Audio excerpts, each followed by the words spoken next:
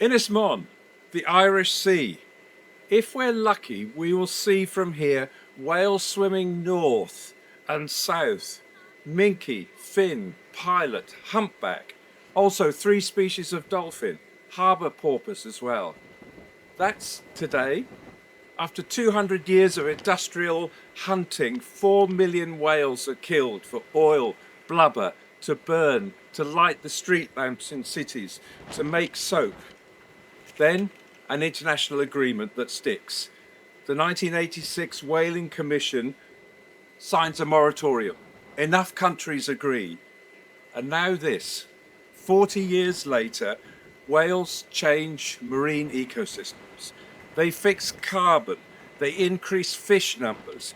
Each whale does the work of up to 1,000 trees over a lifetime. We should be praising the whale. It's called the whale pump. Whales dive deep to feed and return to the surface to breathe. They're mammals after all, and release their buoyant faecal plumes at the surface, rich in nutrients that sink slowly through the water column and increase the growth of plant phytoplankton, which eventually lead to fish and other marine animals. So the plant phytoplankton are the things that are taking up the carbon dioxide in photosynthesis.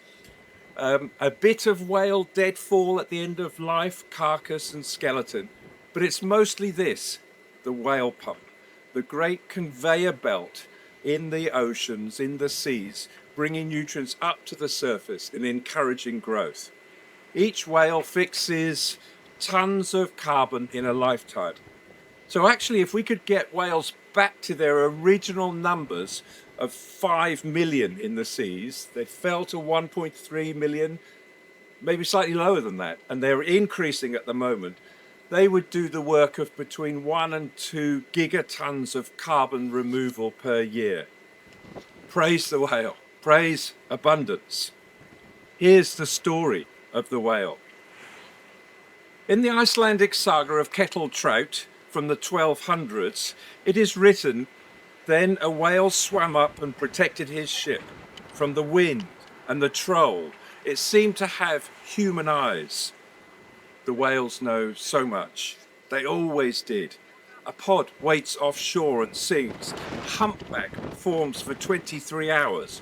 Warbles, mournful cries are heard 1,000 miles away. The same for blue and fin and sperm whales, each with subcultures and distinct dialects, all travelling along the deep sound channels of the ocean. Clicks and the silent spaces between them. Epic poetry, repeated choral sequence, and screams too, over the centuries, more than a few. If it happens to us, says a whale, it'll probably happen to you. This too. Orcas share all the time. An adult catches a salmon, snips it up and shares the pieces with her family. They'll sneak up and drag a sea lion from a beach, then gather round when a ranger steps into the sea and plays his harmonica. One day, recently, a diver cuts a humpback free from a fishing net and rope that was tangled around her fins across her mouth. She blinks slowly, motionless in the water as the whole noose is detached. Then in the Pacific, a humpback lifts a woman out of the water just as an oversized tiger shark bears down. It raises her up safely with its head. Kettle trout starts life as a coal biter, an ash boy, they say in the Norse saga, building strength from an early age, safe by the kitchen fire. When a great famine comes upon their fields, the fish swim far rather than near. Kettle trout says, I shall go fishing. I will aid my neighbours. Then comes a spiteful troll in a violent gale. He tries to escape by boat. Up swims a whale with sad eyes. It places itself between his boat and the wind and the monster. It seems to have a human gaze.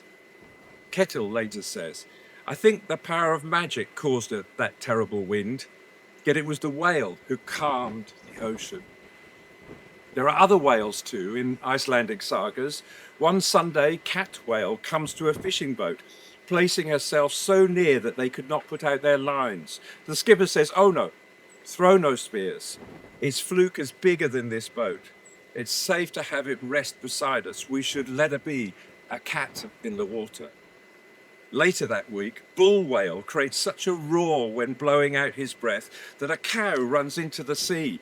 All the other cattle had to be held indoors for days. The bull whale kept on calling. Red coombe swims around the whole of Iceland in just 2 days. Her teeth are long and sharp. There's barnacle whale and his friend lingback the fin, as large as an island with heather patches. In the mid-1990s, former whalers and fishers say, "It'll never happen. People, the public, they won't pay. They'll never pay to watch a whale, those beasts full of oil and blubber and keratin and other products for the industrial complex." It's no surprise, for it took time for people to realise they ought to listen to the whale. And so there it is. The whales today are back. They're singing in the Arctic waters, in the North Atlantic, in the Irish Sea. These giants of ocean wave now can roll quite safely with their infants. And so it is that abundance opens up so much.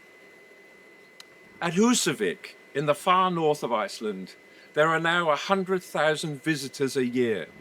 There's a cafe and restaurant, new hotel, a museum to the whale, repaired church, 20 wooden boats, a complex of hot infinity pools high upon the cliff. The harbour water is somewhat calm. The oak trawler plunges west. It is cast up high and races down the iron waves, then simply ploughs ahead. It's in the sky and then down so low. A sleet of cold froth pours over the prow, white and radiant. To the west, there are dark clouds over the mountains. People point. The ship pauses, wallows, yaws. The captain says on the tannoy, "At 11 o'clock, a sperm whale blows.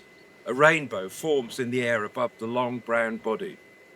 The snowy mountains shine beyond this beast of 50 tons. The whale arches and dives. The tail fluke rises and cuts the water, the deepest living mammal in all the seas. Then comes another in the glittering light. It wallows and huffs, tips its fluke. The Arctic light sings on the sea, a forge of glittering fire, a magnesium surface burning bright. The great ringing living noise from sea and air, a thrumming as if the whales were echoing in the human bodies aboard. The whales, it seemed, have the power to gift the sun. The boat comes gently into the vibrant harbour. The song of the sea has ceased. This middle world came close to waving goodbye to every whale. This day, all the people are wind-beaten, wet and lifted up, salty by this polar shore. Today, smiling voices all around. These whales, they've found they have the power of regeneration, and they're using it.